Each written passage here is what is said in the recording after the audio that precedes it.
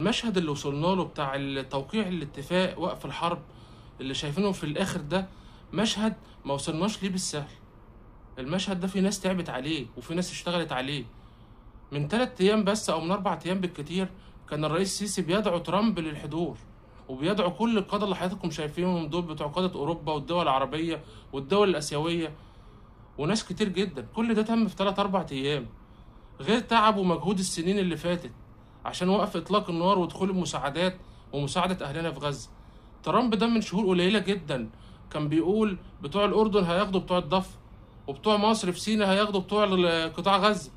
النهارده بيمضي معايا اتفاقية وقف الحرب وتسليم الرهائن وإعادة إعمار قطاع غزة. رسالة لكل من يحمل السلاح داخل غزة، إذا كانت حركة حماس أو حركات المقاومة أو حركات الجهاد أو الأهالي نفسهم.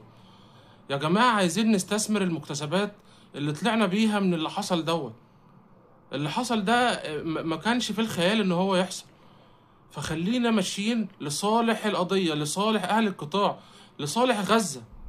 الأرض بتقول لكم عايزة تتعمر، عايزة تتبني. الناس من حقها تعيش حياة أفضل، الناس من حقها تعيش عيشة أفضل، الناس من حقها إن هي تعيش، عشان الناس مش عايشة.